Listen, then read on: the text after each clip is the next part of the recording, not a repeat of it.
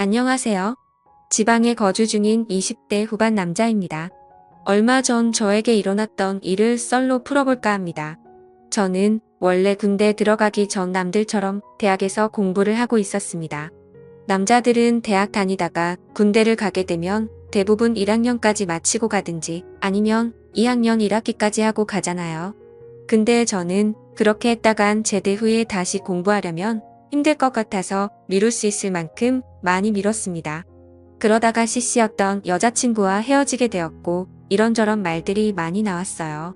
하지만 근거 없는 낭설에 불과해서 처음에는 공부에만 집중하려고 신경도 안 썼는데 그게 화근이었던 건지 학교에 다니기 힘든 상황까지 가게 되어 3학년 2학기에 이도 저도 아닌 상태로 도피성으로 군대에 입대를 하게 되었습니다. 일반 보직으로 가려다가 친구들이 꿀보직인 운전병으로 가라고 하길래 어차피 일종 면허도 있으니 운전병으로 지원해서 군 생활을 보냈어요. 그러고 나서 제대하니 벌써 20대 중후반이 되었더군요. 더 늦기 전에 대학에 복학 신청을 넣어서 하던 공부를 마쳐야겠다 싶었지만 등록금을 당장 낼 수 있는 형편이 안 되다 보니 어쩔 수 없이 낮에는 편의점에서 아르바이트를 하고 저녁에는 대리운전을 하면서 단기간에 돈을 모으려고 노력했습니다. 몸이 많이 피곤하긴 했지만 편의점 알바 같은 경우는 제 시간에 물류 정리 빼고는 대체로 힘든 일이 없었습니다. 주변 상권이 다 술집이어서 낮 타임에는 진상도 없었고 대부분 담배만 사러 오는 사람들이기 때문에 폐기 정리할 일도 많이 없어서 한 번씩 앉아서 졸아도 별 지장 없을 정도로 조용한 매장이었습니다.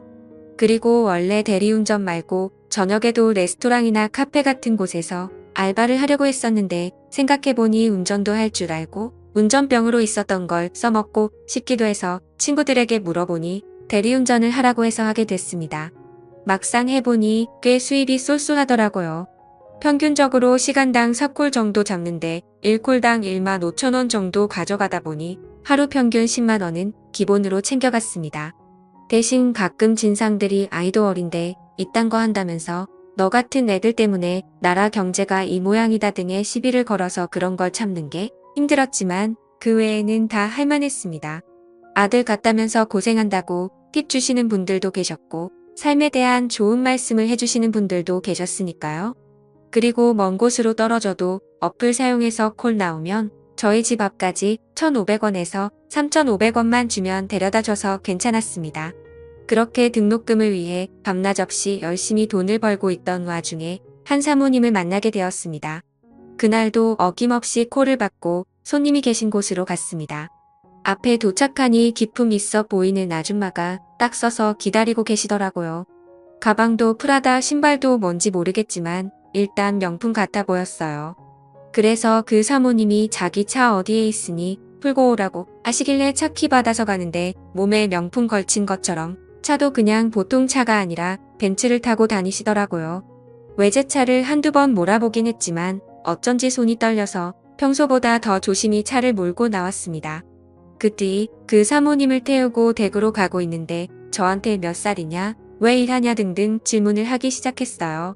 저는 몇 살이고 군대 제대하고 난 다음 복학하려고 했는데 당장 등록금이 없어서 대학 등록금을 모으려고 지금 이렇게 일을 하고 있다면서 물어본 대로 다 이야기를 해줬습니다. 그러더니 여자친구는 있냐고도 물어보시길래 입대하기 전에 헤어졌다고 하니 왜 헤어졌냐고도 묻더라고요. 좀 말이 많으신 분이네 하고선 장단 맞추기 위해서 그냥 넉살 좋게 걔가 바람펴서 헤어졌어요라고 했더니 사모님이 자기 같은 사람 두고 바람피는 것도 참 능력이다 이러더군요. 그리고는 사모님 집에 도착하여 안전하게 내려드렸습니다. 인사를 하고 돌아가려는데 사모님이 저보고 용돈 벌 생각 있냐고 하시는 겁니다. 저는 당장 돈이 필요했기에 물어봤죠. 네, 저 돈 벌 생각 있어요. 근데 어떤 일인데요? 그러자 사모님이 제 번호를 알려달라 하셔서 알려드리니 다음번에 연락을 하겠다고 하시는 거예요. 그리고는 3만 원짜리 대리비를 10만 원이나 주셨습니다. 제 입장에서는 완전 땡큐였죠. 저는 다음번에도 대리기사 혹은 운전기사로 취직시켜 주시려나 싶은 기대에 부풀어 올랐습니다. 그리고 일주일 뒤 저는 평소처럼 지내고 있었는데 뜬금없이 카톡이 오는 겁니다. 카톡을 확인해 보니 사모님께서 연락이 오는 거예요. 오늘 밤에 시간 되냐고 묻습니다. 저는 일하는 시간 말고는 널널했기에 된다고 하고 사모님 동네에서 사모님을 만났습니다. 그러자 사모님이 한술집으로 가자고 하시더라고요. 순간 겁이 났습니다. 이거 TV로만 보던 이상한 게 아닌가 싶었죠. 사모님은 분위기 좋아 보이는 바에 들어가더니 조니워커라는 양주를 시키셨습니다. 저보고 술 좀 하냐 물어보셔서 저 잘은 못하고 조금 할 줄 알아요라고 대답했어요. 사모님은 양주를 한 잔 들이키시더니 갑자기 우시는 겁니다. 무슨 20대 초반 여자애가 이별하고 울듯이 서럽게 울더라고요. 저는 놀라서 무슨 일이냐고 왜 그러시냐 물어보니 좀 진정하고 얘기하시더라고요. 남편이 사업을 하는 사람이라 엄청 바쁘다고 합니다. 결혼 초반에 사업을 시작해서 거의 집에 있었던 적이 없다고 하네요. 그럼에도 남편이 하는 일을 믿고 집에 안 들어와도 사업 때문에 바빠서 그런가 보다 했답니다. 그러는 사이에 집이 경매에 넘어가기도 하고 빚쟁이에게 시달리기도 하고 사업이 무너져 힘든 시기도 엄청 많았다고 합니다. 사모님은 서로의 남편에 대한 신뢰가 있었기 때문에 잘 넘어갔다고 합니다. 그리고 사업이 잘 풀리고 난 후 돈을 엄청 벌었다고 합니다. 하지만 사업이 잘 되고 난 이후에도 남편분은 집에 안 들어오고 계속 일 때문에 바쁘다고 가정을 소중히 여기지 않았다고 해요. 안 그래도 집에 잘 안 들어오는 남편 때문에 서운한데 어느 날 남편이 바람을 피는 것 같다고 하는 거예요.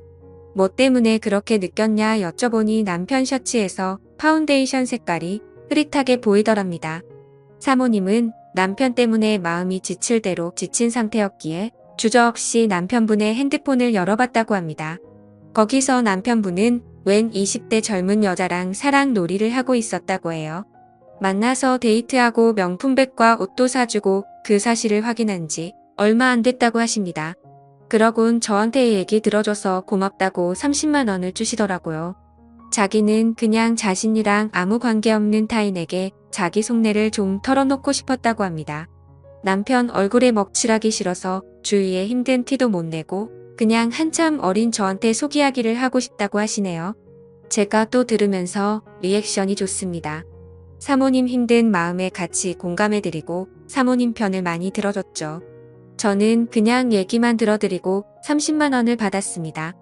얘기한 시간도 한 1시간 30분 정도 얼마 안 걸렸어요. 시급으로 약 10만 원이나 되는 금액을 이렇게 받으니 진짜 행복했습니다. 간만에 먹고 싶은 것도 먹고 신발도 괜찮은 걸로 하나 샀어요. 그리고는 한 일주일 뒤에 또 연락이 오셨습니다. 내일 낮에 시간 되냐 말이죠.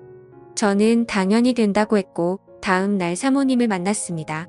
이번엔 사모님 차를 몰고 웬 호텔 식당에 갔어요. 제 평생 먹어보지 못한 음식들도 먹어봤습니다. 그리고는 호텔 카페에 가서 남편분과의 얘기를 들었습니다. 남편에게 바람피는 거 아니냐, 파운데이션 묻은 자국과 카톡을 봤다고 말씀하셨다고 하더라고요. 그러니 남편분은 사실 맞다고 사모님과 이혼을 하고 싶다는 입장을 전했다고 합니다. 사모님도 어차피 이대로 관계가 지속되어 봤자 쇼윈도 부부지 항상 외롭고 힘든 삶과 가정이 될 것 같다고 이혼을 하자고 했다고 하네요. 절대 속 시원하게 이혼하는 건 아니었어요. 정말 가슴 한편에 구멍이 난 것처럼 허탈하고 지쳐 보이는 모습이셨습니다. 그나마 남편의 사업이 사모님의 뒷받침이 있었기 때문에 가능한 일이었기에 또 남편분의 바람으로 인한 이혼이기에 위자료로 어마어마한 금액을 받는다고 하더라고요. 그리고 저한테 그동안 얘기 들어줘서 고맙다며 300만 원을 주시는 겁니다. 저는 너무 많다고 그냥 저는 사모님 얘기 들어드린 것뿐인데 300만 원이나 받아도 되냐고 여쭤봤습니다. 사실 당연히 너무 받고 싶었고 체면 차리기로 여쭤봤어요. 그러니 사모님은 제가 얘기 들어준 게 힘든 요즘에 가장 큰 위로였다며 정말 받아주면 좋겠다고 하시더라고요. 저는 사모님이 주시는 300만 원을 받고 인사를 드린 후 나왔습니다. 그 후로 사모님께 더 이상 연락이 오진 않았습니다. 카톡 프사도 다 내린 걸 보니 남편과 이혼을 한 것으로 짐작이 됩니다. 저는 사모님이 주신 300만 원을 어떻게 쓸지 아직 정하진 않았습니다. 이왕이면 자기 개발이나 의미 있게 사용하려고 해요. 남의 얘기를 들어주는 것만으로 이렇게 큰 돈을 버니 신기했습니다. 물론 운이 좋았던 부분이 더 크겠죠. 그래도 그 사모님이 마음이 참여리고 착하셨던 것 같아요. 요즘엔 또 어떻게 지내시는지 궁금하네요. 살면서 처음 겪었던 저의 황당하고도 좋은 경험이었습니다. 아마 이 글을 쓴 이후라도 그 사모님이 연락 오면 저는 당장 나갈 것 같은데 참 많은 생각이 드네요. 제가 먼저 연락을 해보는 것도 좋은 방법일까요? 지금까지 제 사연을 들어주셔서 감사드립니다.